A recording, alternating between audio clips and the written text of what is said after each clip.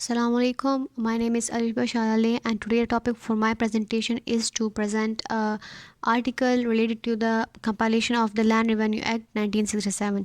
तो सबसे पहले इसमें एब्स्ट्रैक्ट गिवन है। एब्स्ट्रैक्ट में सबसे पहली बात ये की गई है कि ये एक्ट इनेक्ट कब हुआ था। So this act was enacted on 6 दिसंबर 1967। और किसके लिए इनेक्ट हुआ था?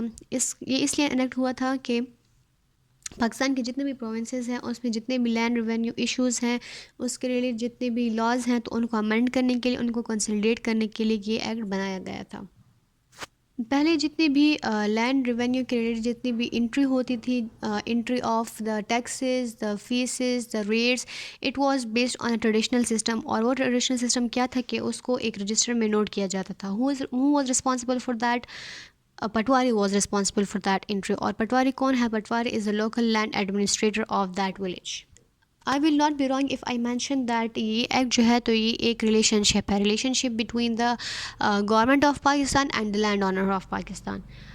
सो now moving forward to its introduction. इसका इंट्रोडक्शन ये है कि ये एक्ट जो है तो ये एक लेजिस्लेशन है to enact the enacted to consolidate the to consolidate and amend the laws relating to the land revenue in Pakistan. और फिर फर्दर इसमें बहुत अमेंडमेंट्स भी की गई थी। अमेंडमेंट्स इसलिए की गई थी कि जितने भी इश्यूज़ हैं, जितने भी कंसर्न्स हैं तो उनको मद्देनज़र किया जाए।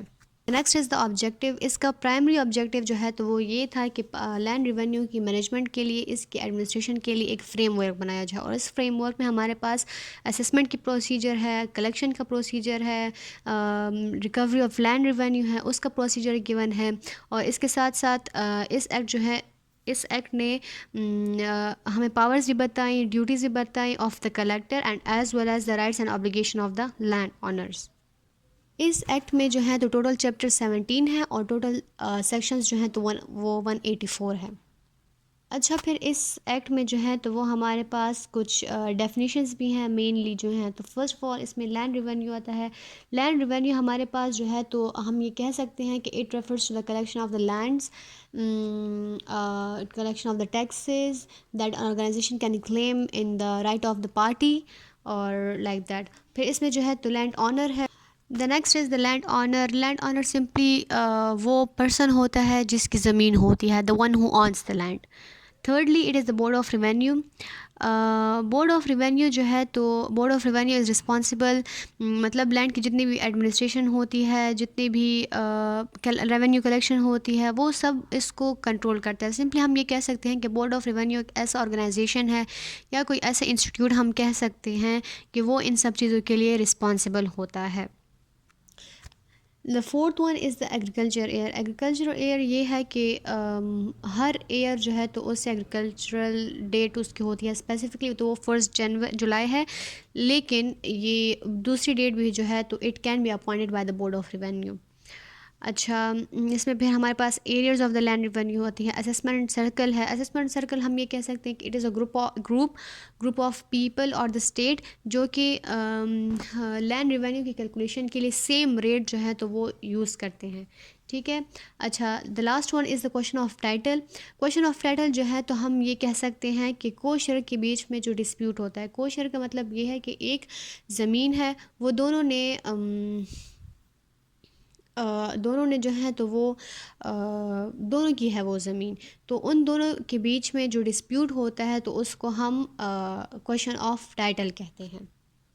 The next is the major topics. The first one is the right of preemption. Right of preemption का जो है तो इसका मतलब ये है कि ये ऐसा राइट है जो कि प्रॉपर्टी के सेल के दौरान ही वो जो राइट ऑफ प्रियम्पशन होता है तो वो एग्जिस्टेंस में आ जाता है and before it is offer to other person by the owner. और लैंड रेवेन्यू एक्ट में सेक्शन 13 जो है तो वो राइट ऑफ प्रियम्पशन को डील करता है। सेकंड जो है तो वो हमारे पास रिव्यू है। रिव्यू का मतलब ये है कि एक ऐसा प्रोसेस होता है जिसमें रेवेन्यू कोर्ट जो है तो वो अपनी डिसीजन को दोबारा देखती है।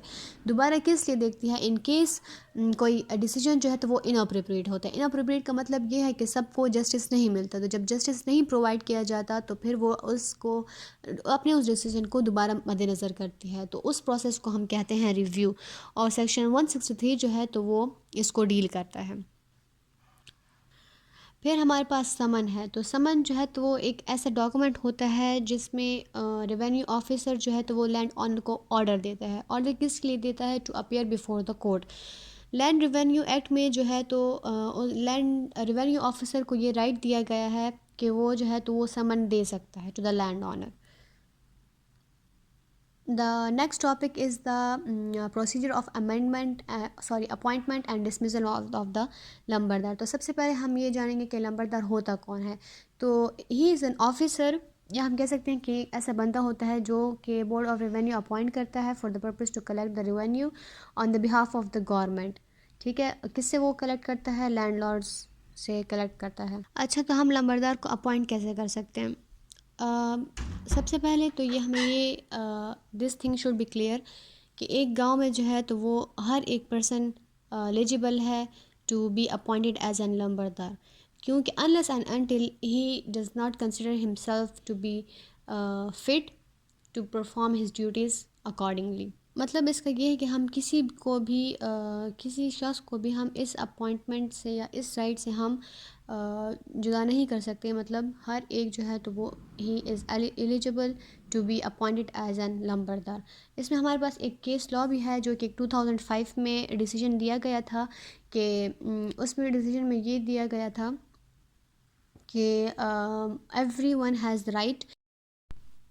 अच्छा, फिर इसमें डिसमिसल है तो हम मतलब लंबरदार को हम डिसमिस कब कर सकते हैं? तो फर्स्ट केस में ये है कि अगर उसको कन्विक्ट किया गया है किसी जुर्म में, उसको गिरफ़्तार कर दिया गया है, या उसने कोई ज़मीन जो है तो मॉर्गेज कर दी है जिसका वो लैंड ऑनर भी नहीं है, या उसने वो ज़मीन ट्रांसफ़र कर दी है, या कोर्ट ने जो है तो उसको लैंड ऑनर बनने से सीज़ कर दिया है। तो इन सिचुएशंस में हम लंबरदार को जो है तो डिसमिस कर सकते हैं।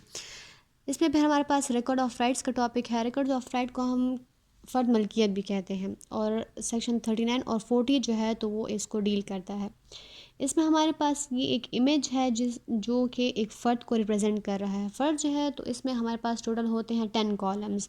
फर्स्ट कॉलम में जो है तो खेवट होता है। खेवट का मतलब ये है कि जो एरिया है लैंड का वो हमें शो होता है।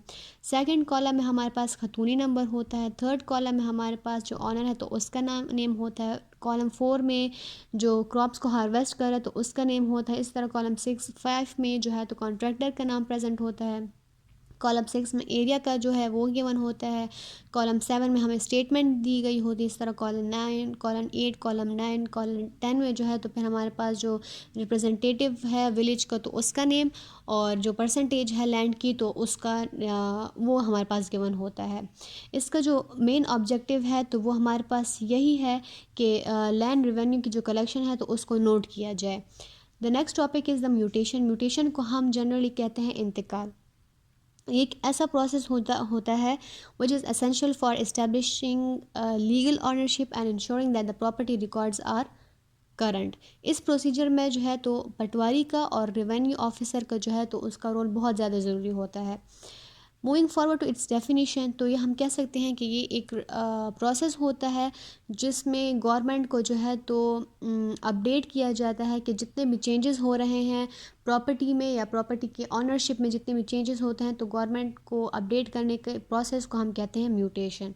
इसकी जो इम्पोर्टेंस है तो इसकी इम्पोर्टेंस कुछ इस तरह कि हमें लीगली पता चल जाता है कि ये बंदा इसका ऑनर है, हम रिकॉग्नाइज़ कर सकते हैं। सेकेंडली, इसके जो प्रॉपर्टी टैक्सेस हैं उनमें भी हमें आसानी होती है, और अगर डिस्प्यूट्स हैं तो उसको भी हम ख़त्म कर सकते हैं, रोक सकते हैं।